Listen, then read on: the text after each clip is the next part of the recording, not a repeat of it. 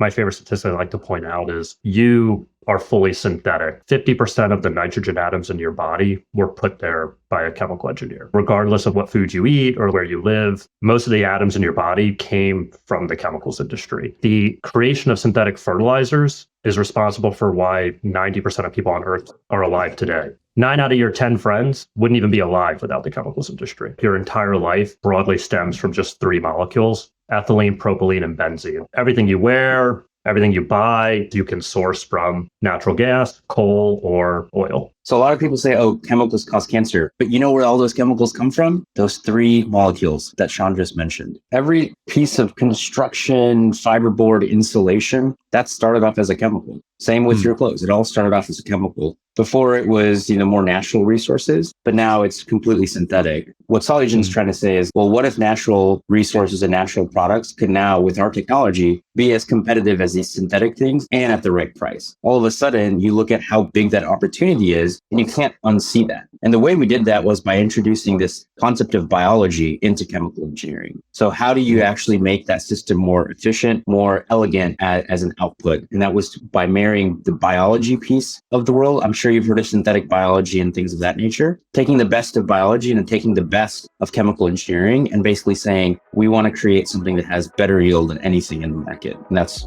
I think, what we've done so far. Welcome to The Peel, where we explore the world's greatest startup stories. I'm your host, Turner Novak, founder of Banana Capital, the venture capital firm with the smallest carbon footprint. I'm very excited to share this conversation with Gaurab Chakrabarti and Sean Hunt, the co-founders and CEO and CTO of Solugen. They started the company in 2016 with a mission of replacing chemicals with plant-based substitutes. Today, they're doing 9 figures in revenue and upending the chemicals industry with a low-cost manufacturing strategy and a focus on the customer experience, all with a negative carbon footprint. Gaurab and Sean's story is wild. A chance meeting playing poker while getting their PhDs, gloriously losing a startup pitch competition at MIT, but using the $10,000 second place prize to build a homemade reactor out of PVC pipes from Home Depot, capturing 80% of the hydrogen peroxide market in Dallas, Texas within a few months, launching, scaling, and selling a 7-figure cleaning wipes brand just to prove demand of their plant-based chemical substitutes, building a factory on top of an exploded wax distillery in Houston, and now they're building more of these small modular factories that convert CO2 into chemicals, provide a better product, and sell at a lower price point than incumbents. There are also tons of lessons for other founders throughout our conversation. Solugen succeeded where the prior generation of clean tech startups failed, by first attacking urgent customer problems and then working backwards to solve them with new technology. We'll talk about their creative approach to marketing, why logistics and the supply chain are among the biggest problems in chemicals, the 1-week work trials they use to hire their first 30 employees, and how they've always stayed disciplined while thinking big by piecing together small, cash-efficient phases of the business to get there. Our conversation gives an inside look at the chemicals industry that touches 25% of GDP and every aspect of our daily lives. It's also a masterclass in how to compete and scale a startup in a non-sexy industry. A quick shout out to Seth Bannon at 50 Years, who led Solugen's seed round and introduced us, and to Ian Roundtree at Cantos, also in the Solugen seed investors, for helping come up with questions and topics for the episode. Thank you, Gaurab and Sean, for sitting down to chat. Without further ado, let's jump in after a quick word from SecureFrame. Longtime listeners are already familiar with SecureFrame, the automated compliance platform built by security experts. Thousands of your favorite startups, like Angels, Coda, and Ramp, are using SecureFrame to get, stay, and automate their compliance with security and privacy frameworks like SOC 2, ISO 27001, HIPAA, GDPR, and more. If you've ever tried getting compliant in any of these, you know just how unreasonably hard and time-consuming it is. SecureFrame streamlines your compliance, which saves you time to focus on growing your business. I'm an investor in SecureFrame, and I recommend it to every founder I meet. Join hundreds of other listeners of the show. Click the link in the show notes to get started on a demo with SecureFrame's in-house team of compliance experts and former auditors. Thank you, SecureFrame, for your continued support. And now, let's talk to Gaurab and Sean at Solugen. Sean, Gaurab, how's it going? Excellent. Good to see you. Yeah, thanks for having us. Yeah, and thanks for coming on. I'm really excited. I guess just to really dive right in, assuming the audience knows nothing about Solugen or what you do, can you give us a super high level and then we can start going a little bit deeper? This is a great question because we've answered it in so many different ways in the past. The way that I start it now is Solugen is replacing petroleum-based products with plant-derived substitutes. And we're not sacrificing affordability or performance. That's a big deal because most products and almost 90% of products that you interact with are made from petroleum. The thing that allows us to be able to replace the petroleum products is the way that we build our plants. They're smaller, decentralized than traditional massive plants because of our technology, because of the marriage of biology and traditional chemical engineering. Why is the chemical industry interesting? Or how big is it? How does it work? I like to, I don't know, try to like make things somewhat relatable. I think one of the hallmarks of the chemicals industry is that it's just not really relatable. It's just this thing. And I think it's easy to kind of live your life being like, you know what? I don't interface with the chemicals industry. The chemicals industry doesn't affect me. You know, I'm not complicit in it, so to speak, right? One of my favorite statistics I like to point out is you are fully synthetic from the chemicals industry. I think 50% of the nitrogen atoms in your body were put there by a chemical engineer. And kind of regardless of like what food you eat or like where you live, most of the atoms in your body came from the chemicals industry. And like the specific part of the chemicals industry I'm talking about in this specific example is fertilizers. I think the creation of synthetic fertilizers is responsible for why 90% of people on Earth are alive today. 9 out of your 10 friends wouldn't even be alive without the chemicals industry. From a GDP perspective, it's 1/4 of total GDP is just the chemicals industry. So that's a $5 trillion industry, and it's responsible for making every single product, like a pen, is made from the chemicals industry. If I get like very specific on your entire life, broadly stems from just 3 molecules: ethylene, propylene, and benzene. Just 3 molecules. Everything you wear, everything you buy, it's all ethylene, propylene, and benzene. And those 3 molecules you can source from natural gas, coal, or oil. So a lot of people say, oh, chemicals cause cancer. There are definitely a list of chemicals that cause cancer, but you know where all those chemicals come from? Those 3 molecules that Sean just mentioned. That's it. So the whole like crux of the chemicals fear is coming from these 3 molecules.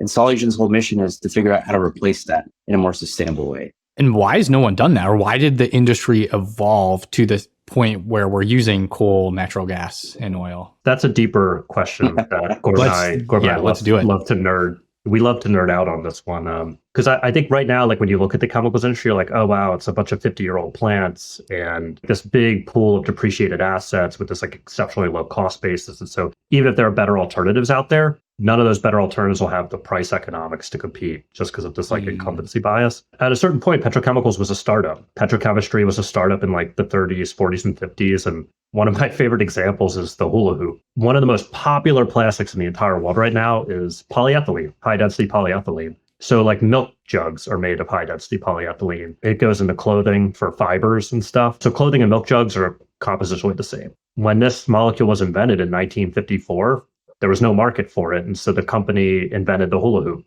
and went to market with the hula hoop. It's just wild to me. And so like the global market for high density polyethylene, which is literally everywhere right now, was the hula hoop in 1956. When you kind of think through it, it probably enabled a lot of modern manufacturing. 100%. Clothes, right? Every piece of construction, fiberboard, insulation, that started off as a chemical. Same with your clothes. It all started off as a chemical.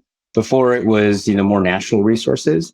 But now it's completely synthetic. What Solugen's trying to say is like, well, what if natural resources and natural products could now, with our technology, be as competitive as these synthetic things and at the right price? All of a sudden, you look at how big that opportunity is, and you can't unsee that. It's impossible. We're talking about using coal, natural gas, and oil. It's all around us. I don't really think of those as being safe. Is the current kind of chemical, industry or, society, like, is it healthy for us? Is it poisoning us? Is it like neutral? How do you guys kind of square all that up? I'll just try to relate to a recent example. So I think in September 2022, Formosa Plastics in St. James Parish, Louisiana, had their permit rejected by a Louisiana state judge, purely citing environmental justice. So imagine you're in a red state. This isn't a federal judge. This is a state judge just citing environmental justice as the problem in St. James Parish, Louisiana. So this is on the Gulf Coast. Really, the challenge of the chemicals industry, it just comes down to 2 things. It's yield and throughput. And on the yield piece, chemical engineers like myself are actually really bad at converting feedstock into product. It's hard. The ideal chemical plant is 1 pound of feedstock to 1 pound of product. Well, the way the whole chemicals industry works is 1 pound of feedstock goes to like maybe 0.6 pounds of product and 0.4 pounds of various other things. Some of them are air emissions, some of them are wastewater emissions, some of them are called co-products, a very judicial term. Let's call them co-products, right? We intended to make these things, and then it's like, okay, well, we got this stream of co-products. How do we go find a home for it? And the chemicals industry is essentially built on this really intricate network of different companies and different parts of the value chain, all finding homes for these different co-product streams. The margin of this industry is so tight because your yield is so poor. You have to be able to sell every single piece of product that comes out, or else you'll not make money. So you're looking at an industry that traditionally best in class companies, and these are like specialty chemical like companies, gross margin is 20%. So it's not terribly great because of all the downstream separations that you have to do for these products. And that's an opportunity for us. Mm-hmm. What are the ways that we can actually make that margin big is by increasing the yield, right? That's really the only way to do it. So how do you increase the yield? And maybe can you explain what that means for somebody who's never heard this before?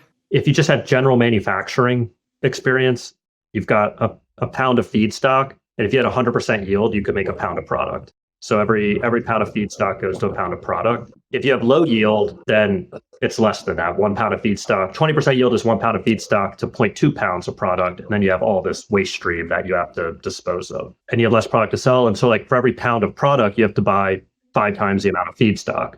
So now your cost basis is really high. And so the name of the game in the chemicals industry is yield. And it's always been yield.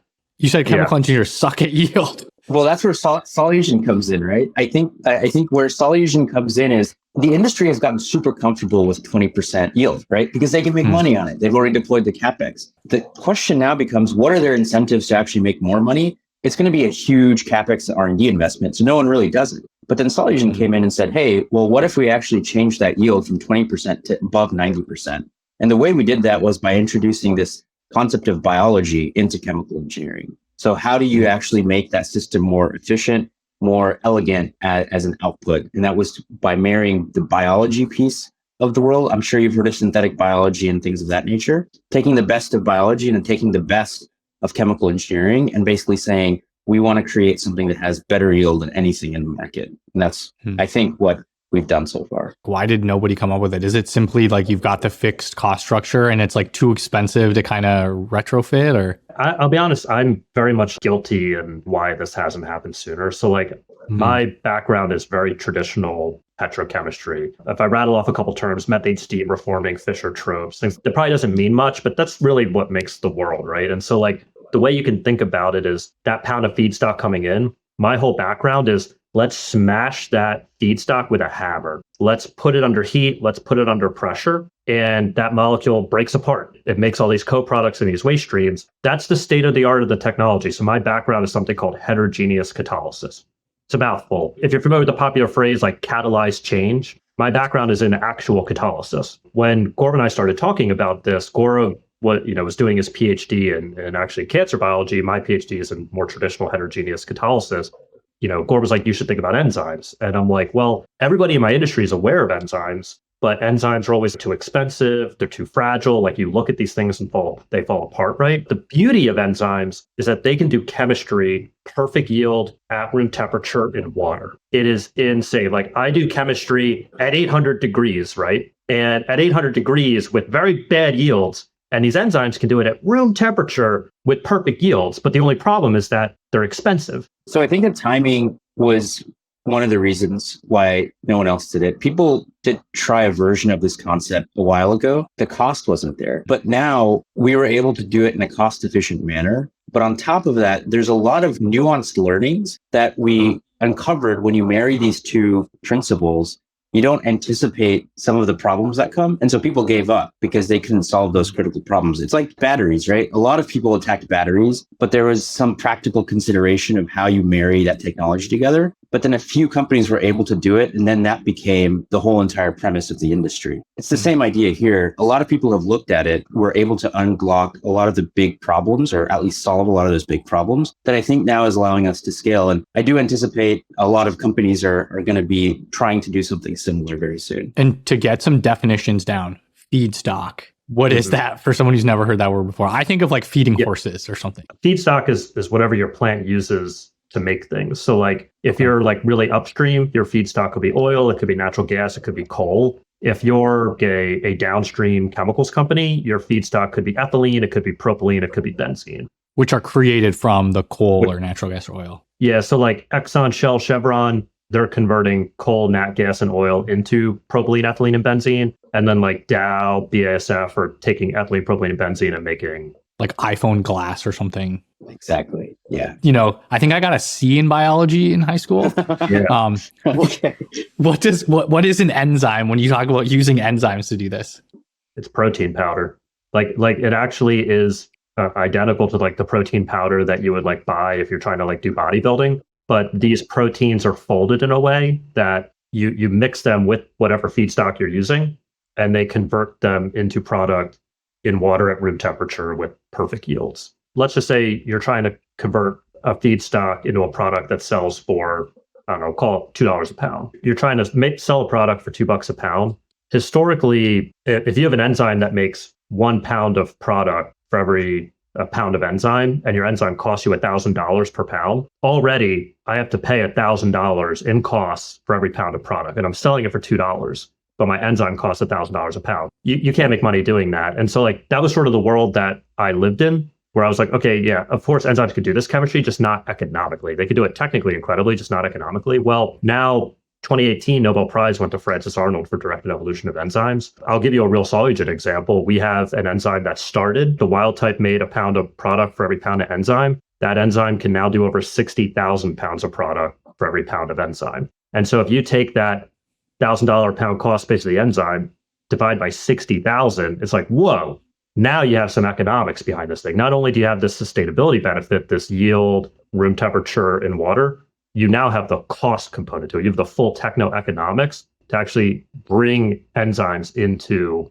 the chemicals industry and make an impact. So you went from paying $1,000 for a pound to sell an output of a pound for $2. So doesn't make any sense to even try doing that, making a business around it, to then being able to buy the enzymes at like a cent a pound or maybe less than that, if I'm doing the math right.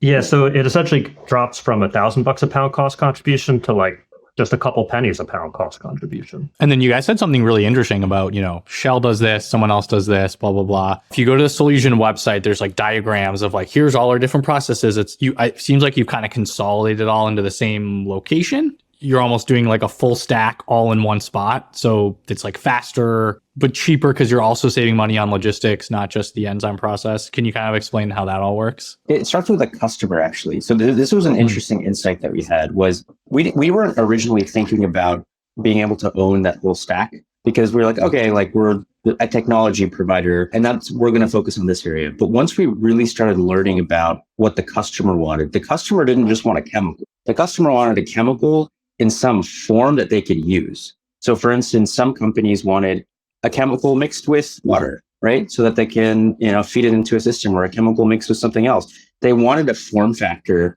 that actually allowed them to use it. That's where a lot of the value was. And so because of how small we were able to build some of these plants, we had space to start putting on, additional process technologies that allowed us to basically convert our product to a form that the customer really cared about. That's really hard to do across different building chemicals assets because they're so massive. You don't have like space to blend. You don't have any space to do that. But because our footprint was so small, we could add in new process technologies and new blend capabilities to service the end customer's needs. We call it baking the cake versus just the actual like ingredients of the cake. We want to give the cake, right? I want to give the full experience to my customer. And that's where we learned that we had to include a lot of that into the build out of the asset for it to be valuable. Trying to come up with examples here to give people kind of a reference point for the chemicals industry. So I think you could actually think about the industry a lot as sort of how like the real estate industry works. These are rough numbers. I don't know how precise this statistic is. There's like 50 chemical companies with more than 10 billion a year in revenue, and there's 10,000 chemical companies with more than 100 million a year in revenue. And so like when you zoom in and you're like, well, what are these companies? What do they do? They actually operate very much like the real estate industry, where like you lose the sense of who the customer is because you're focused on the asset. You're like, I have this black box. It takes this feedstock. It makes these two products. And just like in real estate, like your main metric is occupancy. The only thing that you care about when you're looking at it at this like really zoomed in level is what's my occupancy of my chemical plant, which is utilization. Is my plant on for 200 days a year? Is it on for 300 days a year? Can I get it to 330 days a year? And when you start looking at the chemicals industry through that lens, you're not really optimizing for where you are in that value chain or where those customers are downstream or what those customers really want. You're so fixated on the asset. That's sort of how it arrived in the state that it's in right now. The impact of that is the net promoter score of the chemicals industry is worse than a utilities company, which is saying a lot. By actually being able to build smaller assets and bolt on these blending other pieces on that same exact infrastructure, it gives us a more customer-centric view of the chemicals industry, more akin to an Amazon versus a Dow DuPont, which is much more exciting for us and much more exciting for the end customer as well. Why would someone have a bad NPS score as a chemicals company? Like, it's just, oh, you made some petroleum or whatever, here you go. Like, isn't that pretty straightforward? Sean, you want to tell them about the time we tried to order chemicals? Yeah. So this was sort of like,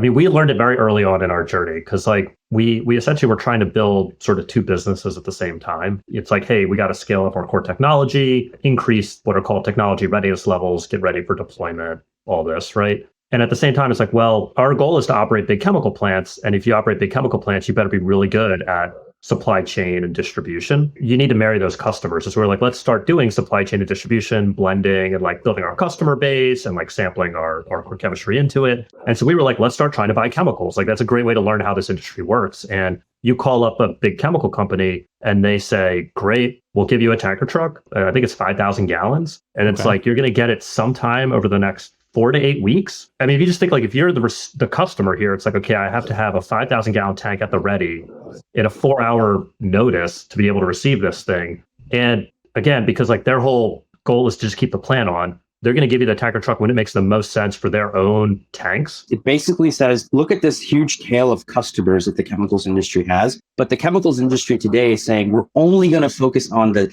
tiny percentage of customers that are so high volume that they sell out our plants. And that's where we're going to focus our customer service. This whole end part of this value chain is going to be ignored. What Solugen said was, why is that the case? Carbon-wise, this is where a significant piece of the impact is happening. And we said, if we can build in these blending distribution pieces into our asset, all of a sudden we give access to a much broader swath of customers. Rippling did this really well in the benefits area, where they looked at those medium-sized businesses. They made a killing on it. But everyone, ADPs, were focused on these guys. It's the same story in the chemicals market. You claim that Solugen is like a negative carbon impact. You mentioned decarbonization. I mean, that sounds fake. Like when I hear that, I'm like, there's no way. Like, how does that work that you're negative, negative carbon impact?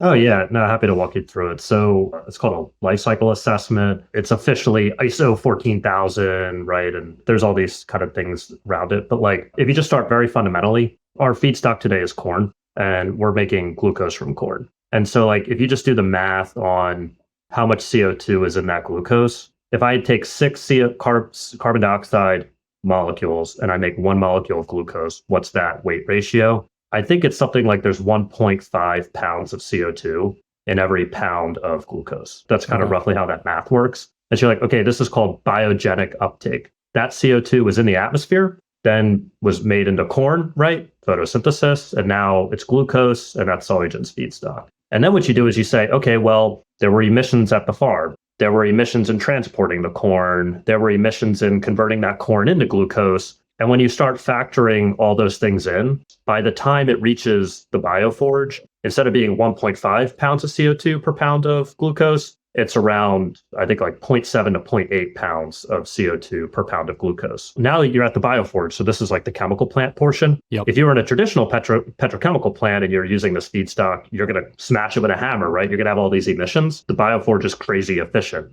We ran last year, and all this year, actually. I think every 40 days we make 70 something tanker trucks, and we have a 94% average yield of feedstock to product. Amount of CO2 still left when you're doing all this carbon accounting, still in that final product. And now you're at what's called the gate. And so now you're going to the end use customers. So in our markets, in the energy sector, where we do saltwater disposal and in concrete, the final end of life of a molecule made by the bioforge, it actually ends up being sequestered in the concrete or sequestered underground. And then in markets like agriculture or industrial water treatment, where our molecules are biodegradable, then we're carbon neutral. So it's basically just less CO2 is escaping during the production process, and you're actually capturing some of it into the final product that never gets released. Yeah, there's carbon from the atmosphere that ends up being in our molecule. So if you stop at what's called the gate, if you just stop at the bioforge in the value chain, we're sitting around like negative 0.7 pounds of CO2 per pound of product. Incumbent molecules like at the petrochemical plant, they're usually in the 2 to 4 positive pounds of CO2 per pound of product. Because they've created it during the manufacturing process or the processing process. They have their own supply chains that start at either oil, nat gas, or coal. And you follow through the same way with the transport and the emissions and all that. And that's kind of where the math shakes out. I read something about you're essentially converting CO2 into high value chemicals. The simplest way to think about it is like that, where it's like we're taking CO2 from biogenic source and converting it into products. That's fundamentally it. We're also taking directly CO2, converting that to products. That's a little bit earlier in our pipeline right now, but I think that's not an unfeasible goal to go after. Going back to the beginning of the company, you guys met playing poker.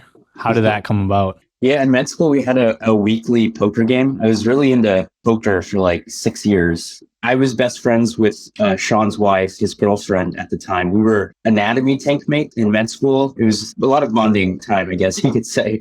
And then we ended up having like a small friends group where we just play poker every week. And then one week, Sean was there. My wife and I, we were long distance for 7 years. Gaurab and my wife were in Dallas and I was in Boston. Essentially 1 week every month, I would be living in Dallas.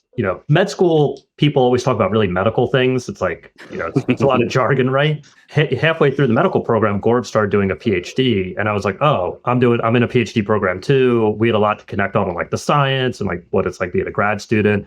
And then it turned out that we were actually researching like very similar things, but like from two totally like orthogonal fields. It was like I was studying hydrogen peroxide production in pancreatic cancer, of all things. And Sean was studying hydrogen peroxide production on noble metal catalysts, which are like so different that the chances that we sat next to each other at this poker game and we're studying the same thing, the chances were low. Even this like first conversation, it actually just directly tells you like sort of the problem with the chemicals industry. Cause like Gaurab's talking about, he's like, oh yeah, these cancer cells. I mean, these things are just making peroxide in your body at like crazy rates. And it's just happening. It's not even really trying, it's just happening. Been trying to get MIT to let me mix hydrogen gas with oxygen directly in a flammable solvent for the past year. My entire reaction setup is on the cusp of exploding at any point in time, right? It's like physically dangerous to even set this up. That's kind of how we started. We realized like there was a world where if you married these two concepts intelligently,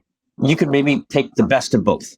And so we went to MIT and we pitched them on this idea at this thing called the MIT 100K competition. We didn't win, but I would gloriously say lost. Gloriously. We lost. Ooh, wait, you gloriously lost. What does that mean? Well, I would say glorious. That's my rebrand of not winning. Okay. Yeah, we're just rewriting history here. Seems like things went pretty well, even though you didn't win. They gave us $10,000, right? So at the second place or whatever place we were, they gave us $10,000, and Sean and I were like, okay, we have an option in front of us. It's a fork in the road. We can either keep going and try to like make this thing happen, or just like call it, right? Like, hey, this has been a good run. It's been fun. And then we said, let's just try. Let's just see if we can make this happen. And so we went to Home Depot. We bought some PVC pipes and I expressed some enzyme. Sean set up the reactor and we just made it happen. And so at that point, we were like, wow, there might be something here. The product that we were making at the time, it was peroxide mixed with some gluconic acid. And we didn't know where to actually sell this stuff. So we made a list. I still have the Excel sheet. It's this list of 100 different markets where we could sell this product, right? So it was like weird stuff like flowers, right? How do we use this product to help flowers stay fresh longer? All the way to like, antiseptic packaging and semiconductor stuff. It was wild, right? We had this whole list. And the only one that we could justify with the price for the product and our access to the market was something called float spas. So float spas are these like, have you heard of isolation tanks? You just like lay in them. Is this like cryo where you like freeze your body? It's like it's this water solution. It's this water with a bunch of salt in it that you can float in. sensory deprivation chambers. So it's literally like a floating spa thing you lay in and you float. We were as shocked as you, Turner. The whole industry. It's like it was just so hot at the time. And we went and talked to them and said, well, what do you guys use to clean the water? And they're like, oh, we use peroxide, but they pay a lot for it. They paid like, I don't know, was it $20 a gallon or something? $40 a gallon. It was a ridiculous amount. And at the time, we were at such a small scale. It was a PVC pipe. We just said, you know what? Let's take over this market. Let's be the peroxide kings of a very obscure niche market. And this was it only in Dallas? It was at the time, it was only in Dallas. The thing that really allowed us to take over the market was this MIT 100K pitch. It actually came online on Facebook or something. And one guy who was the head of like this Facebook group that had like 300 float spas in it, he saw it and he posted it on his group. And all of a sudden we were getting calls. And that's when that business really took off for us. I had a day job. Gaurab was in his last year of med school, and we just like rented lab space, and it was a hobby. Like I love telling everyone, like it really did start as a hobby. We would kind of go in early in the morning, try to get this reactor at steady state because we couldn't afford process controls. We'd go and do our things and be like, man, we pray that the reactor doesn't like overflow, right? Or whatever, No. Which it did all the time. And then, and then in the evening, we'd come and try to get back in a steady state. And then on weekends, we'd put the chemicals in our cars, and we would drive around to the Dallas float spas. And actually our first customers, we like poured the chemicals in their full service, man. Full service, right? Yeah. We were the full package. And it's interesting because like, that's when we like really realized the pain point of shipping and logistics. Like we experienced it firsthand because then we were like, well, our customers are all over the country and like we have to ship hazardous chemicals. And we were like, when we eventually went to Y Combinator a couple months later and we talked to all these Clean Tech 1.0 founders, like it was this common theme that like the Clean Tech 1.0 playbook was you just do a whole bunch of R&D and then you IPO the company to build your first mega plant. You're essentially just painting this picture that you're going to be able to like push buttons, ship 6 rail cars a day of material, even though your core competency is like benchtop R&D. And so it was like, oh, well, we're experiencing supply chain issues. That's a big pain point for us. The big pain point for our customers. Like, let's make that a core competency of Solugen. You did all this with the 10K and you kind of used the 10K in your bank account and were profitable growing the 10K or like? Yeah, so that little PVC reactor, within 3 months, I would say, it was giving off about 10K a month, something like that in cash. Again, for two guys, it's just the two of us and we have day jobs. Yeah, it was like an infinite amount of money, right? That's where we got motivated for this whole YC concept. We didn't know anything about, YC or any of this stuff. And we started, I can't remember who we talked to. We talked to someone, we were like telling them like, oh yeah, it's like, we got a profitability mode, blah, blah, blah. Things are going really well for us. And they're like, oh, you have to apply to this thing called Y Combinator. And we looked it up, learned a little bit more about it. It seemed really cool for software companies, but they didn't really have much of a track record at the time for anything hard tech. So it was reluctant. We were pretty reluctant about it, but then we just we got an interview offer and then we just fell in love with kind of the intensity of the people there. And we're like, maybe this could be good for us. Yeah, I mean, I remember it like very vividly because we did a 6-minute pitch to Jessica and Jared. And I feel like this entire interview we essentially covered in 6 minutes. Like it was wild. I love that intensity because like, we're coming from academic backgrounds. That's how it was for us, right? Like we get grilled on the spot and stuff. And we loved that accountability that was created. And then you went to YC, right? You did. You got in. I think I actually found your application video on YouTube. I don't know if you guys will throw it in the notes of the episode if anyone wants to watch it. It's like a minute. I think I know what you're talking about. We're basically, our whole pitch was dropping costs and increasing rates or increasing units. I think that was the whole entire focus of what we were trying to say. I think Sean said the same thing like 3 times in a row or something about explosions. And you made a joke. Yeah, you made a joke about it. Yeah, it was that video. So, and then I think at one point, I don't know if this was like before or during YC, you guys hit 80% market share of the float spa peroxide market or something. I mean, that's impressive, but what does that even mean? I mean, again, 80% of 300 or something float spas, it's not huge, right? We're talking maybe like for 300K or something like that, top line a year. But that was a lot for us at the time. And then like the whole YC process, did you move to San Francisco and stay there just a couple of weeks during the YC portion? Like how did YC kind of play out? We actually relocated. We rented space from Easy Post. We took our stuff from the Dallas lab, put it in a pod shipping container, Yeah. And then we relocated to San Leandro for the 3 months of Y Combinator. And then I think I actually saw a picture of one of your like initial reactors. It was like in an office with one of those office ceilings, like the white tile things, and the reactor's like going into the roof or something. Does that even, how did you do that? Like that just seems maybe not the safest. Yeah, but it was also, we could do a lot of things in that lab. It was a challenged lab. They didn't really care. But actually, it was one of our main requirements for finding a place in California. We're like, we got to get taller ceilings. And I think Easy Post had like 20-foot ceilings. We were like, yes, this is it. My friend Seth Bannon at 50 Years, who invested, also introduced us. So thanks for Seth. Is that the lab that he met you in? Because I think he said he met you in this janky lab. That was the lab he met us in. He's the only investor that ever, met Solugen when we were in the Dallas lab days, kind of pre-Y Combinator.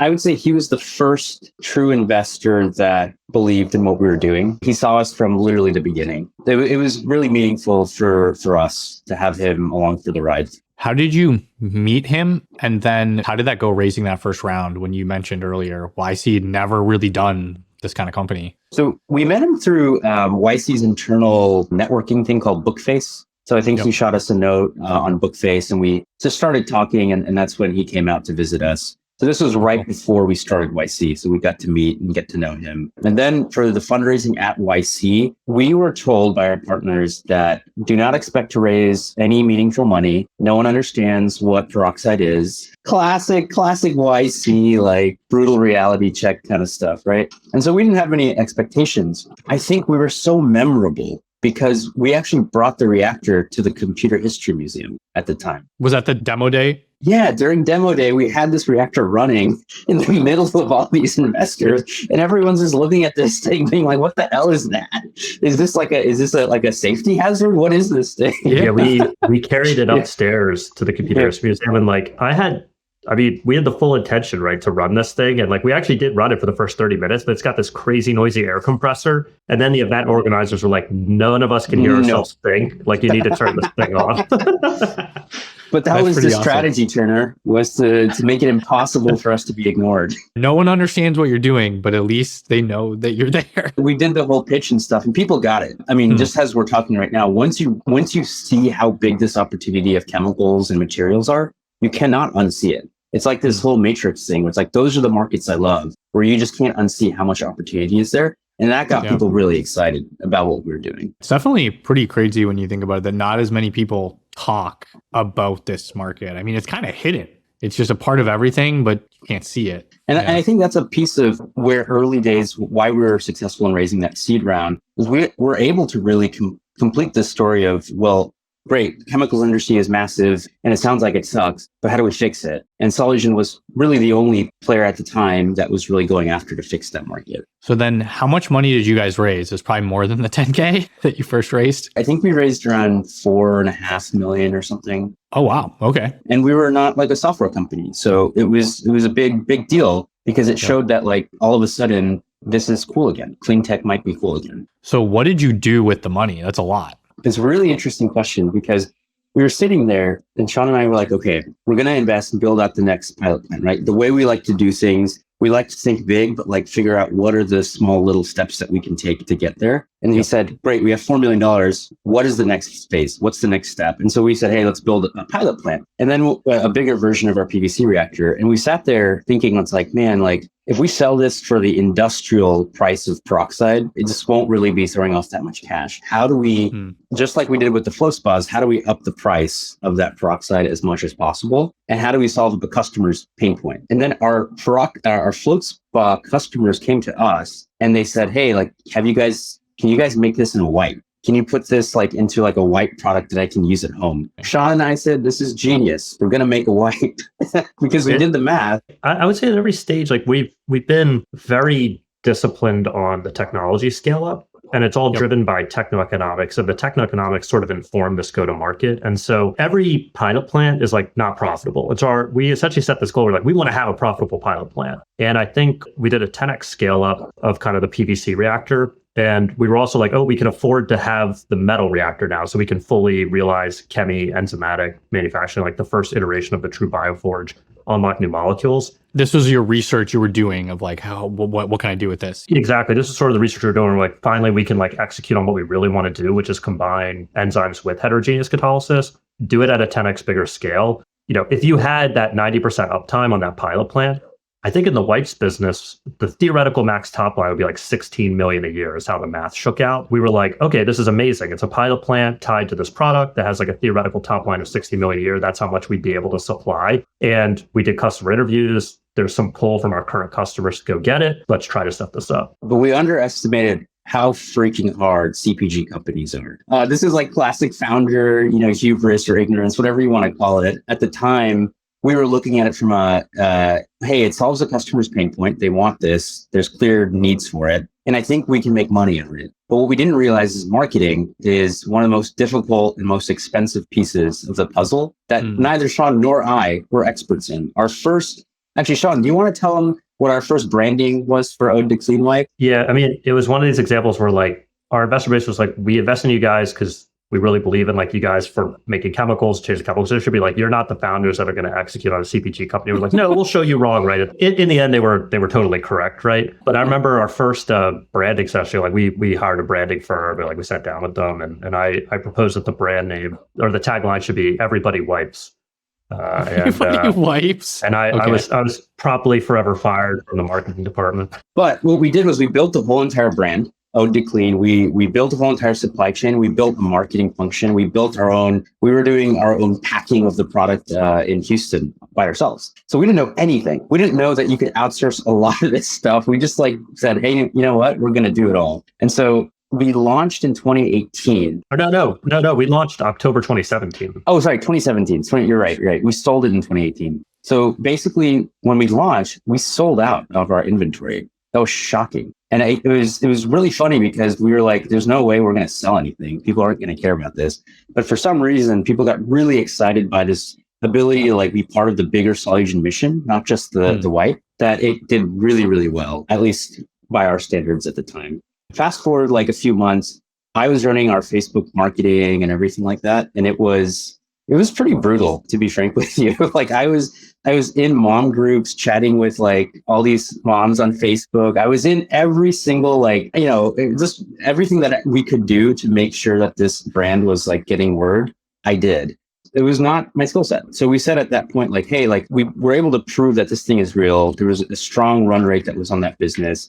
We got an opportunity to sell that brand and we sold it for a good chunk of money for us again at the time. But that turned into a supply contract that ended up base loading the next plant, which is exactly what we wanted from the beginning. So the point of it was basically, you're not a CPG company, but the whole purpose was create this product just to prove that you could create products with this new material science you'd kind of developed and this whole new process and prove that there's demand, prove that the product actually worked, and then get some cash. Did you make money on the white business? Like at the end of the day, you generated cash from it? We generated cash. Well, mainly through the sale is where we generated the cash. But it ended up being really good for us because Clean Tech 1.0, again, going back to like, well, what was before us as part of this big idea maze was a bunch of Clean Tech 1.0 companies who never thought that they should ever launch a product, right? They should just focus on building the biggest technology possible. If you build it, they will come.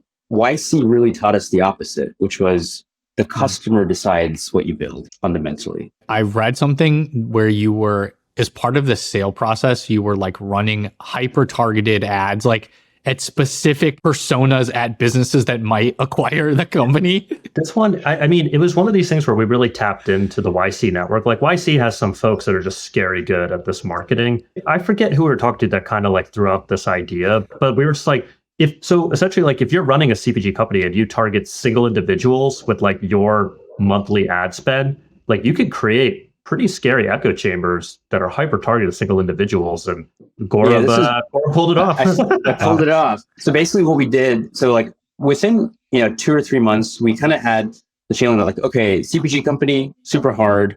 How do we convert this into a win for the supply chain contract for the business? So we said we have to get this thing bought out. Otherwise, it's just going to take forever. Like these big companies move so slowly, so we had to force their hand. So the only way we could do it is doing like super targeted LinkedIn ads. I will tell you about a creepy billboard ad I did once. So basically, we figured out where one of the executives lives for a potential acquirer. And we figured out his drive to work. And we bought every single billboard on the way to the office and on the way back to the office. So the only thing he saw was, what the hell is this thing? Like, why am I seeing this everywhere? He calls me up. He calls me up because I had reached out to him before. He calls me up and he's like, all I see is this ode to clean thing. What is this? And I remember having some friends text me first, like, I saw your billboard. Like, I didn't know Solugen was so big. And I was like, those billboards aren't for you. Stop looking at my billboards. So there's just a lot of weird like hacks and fun things that we were able to do early on. I think that led to a lot of our kind of the culture and ethos of the company, I would say. The other thing was like, so in 2018, that's when we raised our Series A. We acquired this facility that I'm currently sitting in right now. Gaurab is too. It's this former exploded polyethylene wax distillery, the home of Bioforge One. And in 2018, we were like, okay, let's go back to industrials. Let's use the pilot plant and do blending and supply chain and enter energy and industrial water treatment for various chemistry market pull reasons. And having that product and being able to go into these different meetings and like put something on the table, it's like, wow, like, because I think we were still 3 people at the time. It was just Gaurab and I and our first employee. And so it was like, wow, they're not an ideas company. Like they made something, right? And like you can bring it home and like you can, give it to your kids, right? It just actually helped a lot on giving us that credibility to like really enter the industrial side. At the time, you're proposing this crazy new product that they should buy, and there's probably career risk for them as an executive at like a, multinational Fortune 10 company or whatever. So the key unlock in 2018, it's this philosophy that we learned on the customer side.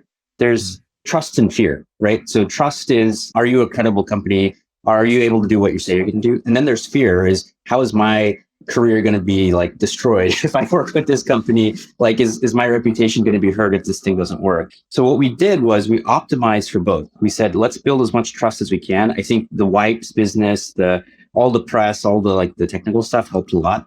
And on the fear side, we would just basically do free field trials. We would go out to the market. And when they use the chemistry, usually people charge a lot for that. We didn't charge them anything. We said, hey, we'll cover everything. And if we mess up, we'll pay for your whole system. If we mess something up, we will pay for it all. So all of a sudden that fear amount started to decrease. The trust started to go up. And all of a sudden these customers were like, wow, these guys actually are able to execute and do what they say they're going to do. So very quickly in 2018, we started to become a brand where if you were working with Solugen, it actually became a good thing for your career versus like a risk for your career. And that's why in 2018, we were able to skyrocket revenue. We did 10x from 2017 and 2018, simply because we were able to unlock a lot of this trust aspect of the equation. And I think on the trust piece side, this was also where we started leaning into the blending supply chain distribution. Because like, if you're going to trust us to do a field trial, the first thing that like you, our customer, who's like this decision maker, is like, can they even deliver a tanker truck to me on time, right when I want it, right? We had just a handful of customers, but we were like, let's give them absolutely insane customer service, better than any of their other vendors, that they're just going to like, if they want an order and they want it there in 4 hours, like we're going to move heaven and earth to get it there in 4 hours. I'm in my Toyota. Yeah, it's like I'm in my Camry coming to your place Towing the tanker truck with your Camry. Yeah, exactly. You guys said something that you kind of skipped over. You built your factory on like an exploded wax player. Like, I was going to ask about that. What is it? Or what's the story? Yeah, it's kind of wild. So it was kind of right at the Series A. It was like, okay, we need to move out of we were in like this, it was a former Napa Valley Auto Parts, and our lab was carpeted, and it was really, you can't build a 10,000 ton per year chemical plant inside of this. And our singular focus was like, let's build Bioforge One, which was the big commercial version. So we did our Series A, and that was to help fund the big commercial version. We looked all around Houston. It was really weird because like I was on loopnet.com, and this was, I ended up touring 60 facilities, but the place we're at right now is the first one I went to. I like sent an email in, and within 2 hours I was on site touring it. And with Gaurab's dad, actually, we were like, oh, this is the one. But we partnered with the Houston Brownfield Redevelopment Program. It's this really great program where they want to take these brownfield sites that are environmentally challenged, is a phrase I'll use, and redevelop them. By doing that, they actually help you get like a small business administration loan to kind of move in. And so we're on a 5-acre facility. I think when we moved in, we were 8 people at that point. We all kind of worked out of the main front conference room, but like, I think the initial mortgage, I think it's like $12,000 a month, right? You're on a 5-acre chemical plant for $12,000 a month. I think there's 11 monitoring sites. And so like at this point, we have what's called a municipal site designation. So the facility is effectively remediated. The reason the history is so cool is because like we're in Petropolis, right? Houston, Texas is the middle of the petroleum industry. And here we are on this site of a petrochem plant that blew out all of the windows in a 5-mile radius. And we're coming in and saying, hey, we are a carbon negative chemical company that has risen from the ashes. So for us, there's like something so meaningful about the history of this place that we had that opportunity. It really helped us keep the team really motivated during hard times. And speaking of the team, I've heard you mention something that I thought was really interesting. You did these 1-week hiring sprints. It sounds like you don't do them anymore. It sounds like you stopped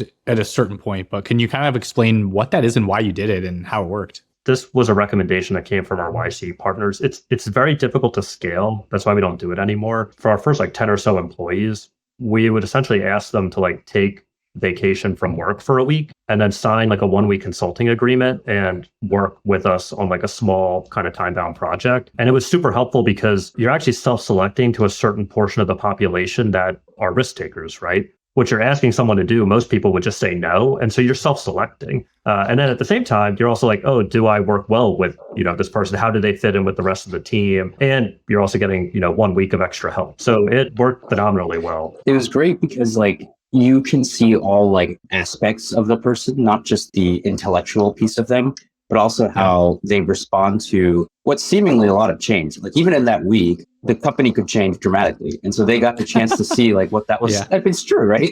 It's just the way the world worked for us back then. And we got to see the candidates that we thought were awesome. By the end of the week, we were like, just go home. It's not going to work out. Oh, no. Okay. And it's an interview as much for them because there's a whole contingent of people out there that like the idea of being at a startup. Yeah. But, we're over a 200-person startup now, so it's a bit different. But like a sub 10-person startup is a totally different experience. And so like there's certain people that actually perform quite well, but they're just like, yeah, this is not for me. This is too crazy. And you were probably hiring from just local traditional chemical industry people sort of in Houston, or whole mix of individuals for various functions, generally acrobats though. We're looking mostly for aptitude, clock speed. Can they be an acrobat? And then you just mentioned revenue grew 10x in 2018. I think you mentioned it was due to oil and gas contracts. It's just kind of like local customers around Houston. What were you doing for them? Well, it's the same kind of thing that we were doing for the float spas, water, right? The product was used in the water to clean up the water. When you make oil, you actually make more water. And right now they either dispose of the water or try to figure out what to do with it. Our chemistry allowed them to clean that water up and reuse it for different applications. That was a big, for us, an environmental piece of the puzzle. Wasn't just saying no to oil and gas. It was saying, hey, how do we help oil and gas in these contexts? Because it's not going away for some time. Yeah, you want to talk hidden environmental problems. I think it's every barrel of oil makes somewhere between 3 to 8 barrels of water. 4 to 10 is 4 to 10 new barrels of water. Yeah. And this is contaminated? It's contaminated. Now, interestingly enough, it has very similar water chemistry to float spas. A lot of salt. That's the connection. A lot of salt. A lot of salt in the water. And so it was sort of like, okay, bigger volumes. It's an environmental challenge. It's sort of a natural kind of next step. We're in Houston, right? Good to have close proximity to customers, especially when you're doing the hands-on. Precisely. And like that goes back to the trust-fear ratio, right? Where it's like all of a sudden you need to make sure that you're in front of the customer showing them how this stuff works. And then I think summer of 19, you guys raised a Series B that wasn't that much bigger than the Series A. Yeah, we didn't need that much cash at the time. But basically what it did is it allowed us to continue expanding out our first BioForge. So Series A money helped us fund BioForge 1. But then we want to do some expansion. So we basically had Series B to help do that. Simultaneously, we had an R&D program for different products and different molecules. So it helped us accelerate a lot of that. And I think Founders Fund led that round. And then when you've mentioned this BioForge a bunch of times, that is what you call the big plant, correct? The name of the factory? Yeah. And you also mentioned too, you're essentially running 2 businesses. Can you really quick explain that? Because that sounds super complicated. I mean, you guys have done multiple things at the same time throughout the whole history of the company. But so if I paint kind of one vertical, so it's like R&D of new molecules using this, enzymes and metals, and then you launch them on the Bioforge. What the Bioforge does is it sells bulk chemicals, right? So if you want Tiger trucks, if you want rail cars, you can buy it from the Bioforge. And then there's a vertical that's, okay, it's super customer focused, it's market facing, the blending, the distribution supply chain. The Bioforge will actually sell to the blending supply chain distribution business. Like actually all of the customers from Bioforge 1 came from blending supply chain distribution. Like effectively, like it was the sole customer of the plant and it was sold through that. But this market facing one's so critical because its North Star is delighting the customers, making them as happy as possible. And Bioforge 1 is there with, sustainability, unit cost leadership. So fundamentally, where we were at the time, the reason we were able to scale so quickly as a company is because we did that distribution piece of the puzzle. I think a lot of people told us that was stupid, just like the wipes. They said, don't do that. You're going to be, burning resources, blah, blah, blah. And we also knew that the most important thing to our customers was trust. And the only way to do that was to deliver consistency to them every single time. The product is the same quality at the right price, delivered on the right time. The super boring stuff that technical people don't like to talk about, those are the things that customers care about the most. I mean, yeah, everyone wants to say like, oh, we're sustainable and stuff. But if you're not able to deliver a sustainable solution on time, they don't have a product to sell.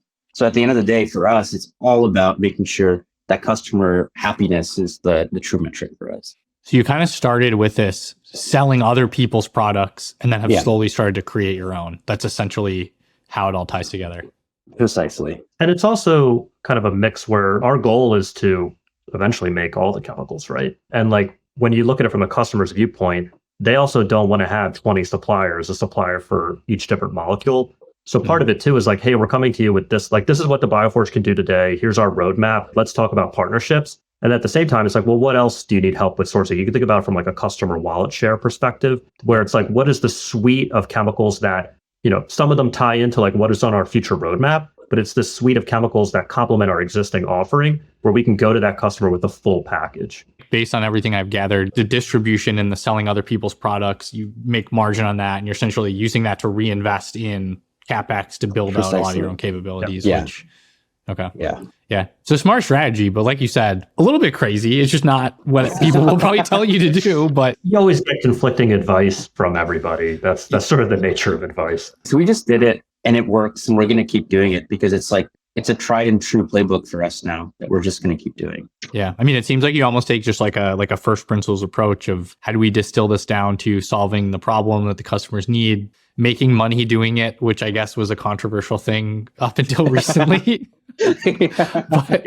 So then when you talk about creating your own products, how do you do it? It sounds like maybe that's more Sean's domain, but like, how do you decide, we're going to make CO2 concrete something or water treatment? Like, how do you decide what to do? Gaurab's the product guy. We're both hyper technical, where Sean is super technical is on the engineering side, where I'm more technical is like, how does this all integrate into the product piece of it? And the way we think about the product fundamentally is, again, this is going to sound boring, but it's the customer. Let's look at a single customer is not just buying one chemical or one product, they're buying a bunch. So the question is, if we look at our customer stack, what is the most common chemistry that they're buying at the highest volume that has the biggest price impact on the bottom line of the customer? That's what we go after next. So instead of saying like, what is the technology capable of doing? It's a pull from what the customer is already purchasing. And that's because, if you're buying something that it's a big ticket amount that impacts their profitability, it's just more likely that they'll buy it from you. The barrier is so much lower all of a sudden. Very different approach than Cleantech 1.0. Cleantech 1.0 was all about technology first versus customer pull. So you think I was going to ask you about that. You think that was kind of the big misstep, or if you had to summarize Cleantech 1.0 failing, it was just not solving problems for the customers, maybe going more tech first than customer first? It's tech first instead of customer first, but it is this sort of like fundamentalist first principles view of a market entry strategy. Because like, let's just take an example. I'll call it like a drop-in market. Let's say there's molecule A and it's like very unsustainable, got dozen assets all around the world fully depreciated, and the owners of those assets have fully diversified balance sheets. Even if you have a better process for molecule A, you need to go build a $500 million plant. And your competitors can just drop the price, actually have negative margins, sustain negative margins for years, while your brand new asset that you just got all this debt on just goes under. And so like Here on the molecule A side, it's molecule A, it's drop in. You don't have to do any product innovation. I think what's unique about Solugen is we've got Gaurab and we do product innovation, right? And so it's like, because a lot of what you're trying to match is like, how do I create differentiated value in the marketplace? How do you tie to that technology roadmap where like you're delighting customers every step of the way? And every time you delight customers with a new product, it's bringing our organizational capability to deliver that next molecule even further. And so fundamentally, when you look at it from a cost of customer or a cost or CAC basis, it's a lot cheaper for us to continue delighting one customer and expand wallet share than it is to go and try to market and get, a bunch of hundreds of other customers. So for us, it's just find the right set of partners and go super deep with them. What is interesting is you do actually see a similar framework to this being used by the government now of all places. So the government in Cleantech 1.0 was all focused on this thing called technology readiness levels. And now government grants, you have to tie technology readiness levels to what are called adoption readiness levels. Okay. And that adoption readiness level is really to address this whole problem of you can't just focus on the technology and go say, I'm going to go build a world scale plan and find customers later. You have to be working with those customers and qualifying in every step of the way. And then technology readiness is basically, does it work? Yeah. And then you guys sort of also have a little bit of like I hate the word ESG, but there's like a little bit of like hey, we're actually like safer for society. Like there's a little bit of that component as well. It's an important piece of the puzzle, just given what we're able to offer on the sustainability side. What I found though is that by itself is, at least today, it's not the thing that's really getting customers over the finish line. I'd say it's stability and quality of product, price point of that product, ability to deliver that product, and then last is sustainability. At least in the high volume markets, that's really what we're seeing right now. When you're selling to consumers, sustainability is a little bit more of a marketing thing. But even then, a consumer is not going to buy something that's 20% more. It's just impossible especially in today's world. If you can save someone money or make them more money, that's all that matters. All that matters, yeah. It's honestly all that matters. In the chemicals industry, that's why like one of the things like on a long-term basis, when we look at what can we like right now, we're building our own assets and selling the product. If you really look at what we're doing is we're changing the whole entire cost structure of this industry. Eventually, this is going to be really valuable to other chemical companies, right? So like, it's not just us going out and building it. What if we can license a view of this or a version of this to other chemical companies so our impact actually scales much faster? We're not there yet. I'd say like we'll get there maybe in the next 2 plants, 3 plants, something like that. But I'd say ultimately that's where a lot of value can be derived. What does the long term look like? What I can say is we break down the company into phases. Phase 1 of the company was demonstrate that the technology works and demonstrate you have customers for those products. We did phase 1, check. Phase 2 is, okay, now that you've shown that you can build this stuff and sell it, go do that as many times as you can. Go build and sell and make as much money as possible. So that's where we are today, phase 2. Phase 3 is now let's do it with a bunch of different products, not just the products that we know we can make. Let's do it with a whole suite of different products that we can go after. And then phase 4 is how do we start integrating all of this so we can give license packages to other customers so they can build their own chemical assets. So instead of us being the builders, how do we let customers or partners become the owners of their own chemical assets? And so that's kind of the progression of how we see the chemicals business. Eventually, I do want to be able to say like, hey, we're making products, like actual like molds for cars or insulations for homes and things like that. But today we're focused on the chemistry. In that stage 4, you can really envision pursuing even deeper levels of vertical integration. Like right now, it's the manufacturing plant, it's supply chain distribution. But in phase 4, like the chemicals industry underpins everything. You can vertically integrate to the point that you're not even really a chemicals industry. You're actually just decarbonizing the physical world. And that's where we want to go. And a lot of companies claim to want to do that. And the only way to do that is to decarbonize chemicals. So that's where we want to play first. Are you licensing out the patents on how to build the machines, or do you sell the machinery? I like to use a car analogy. Like imagine if I came to you with like, hey, I have the blueprints for the world's greatest car. Your first question would be like, let me test drive the car. And I'd be like, no, I only have the blueprints. You can't test drive the car, right? You'd be like, go away, right? So like our business model is very much focused on build, own, and operate first and building those core capabilities. At a certain point, if you think about like different markets where it would take us a lot to build core competencies, you really want to have partners. And what Solugen at that point is providing technology packages. And then it's through this network of partners that you can then kind of enter stage 4 and start to really not just decarbonize chemicals, but all the things downstream of chemicals as well. Yeah, it becomes like an Intel inside type play at that point. How do you evolve from being a PhD to running a 9-figure revenue business. What advice do you have for other people trying to do that? Get a coach. All right, that settles it. It's funny. I think there's this, the best business advice I got was actually from Mary Curie. I didn't get it from her, but it's a quote from her about how this concept of fear needs to be flipped on its head to curiosity. And I think once you have this concept of PhDs are trained to be curious, that's what we were trained to do. But if you apply it in the context of business, get really interested in the business that you're running to a point where you're just curious about every piece of it. I think that's how you can actually build a business that withstands time. It's just pure curiosity from founders. The second thing I would add here is have an amazing co-founder. So the co-founder relationship is one of those critical ingredients to get you to essentially never stop growing as individuals, as a team. How did you guys know that we were good co-founders? Yeah, like anything specifically you were thinking through or would encourage, maybe you got lucky, but would encourage other people to think about? I mean, it's complementary skill sets, but I think it's more of having a really, really strong personal foundation, friendship, respect. Yeah, I feel like you should be at a point where you feel comfortable enough. This is going to sound weird, but comfortable enough crying in front of your co-founder about something, and you know that they're going to aggravate. It sounds sentimental and soft, but I think that's the ultimate kind of test is can you be vulnerable with this person? And what's the other analogy of Gaurab? Is this the kind of person that's going to bail me out of jail in Tijuana? Oh yeah, this is. I have this very simple proxy when I hire people, which is this the kind of person that's going to help me get out of a jail in Tijuana? Or are they going to prevent me from getting into a jail in Tijuana? And so at the time, the company needed both of us to be able to kind of do both for each other. Well, thank you so much for coming on. This is a lot of fun.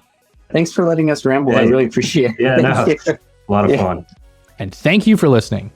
A quick call out. According to YouTube, over 87% of people who are tuning in are not actually subscribed.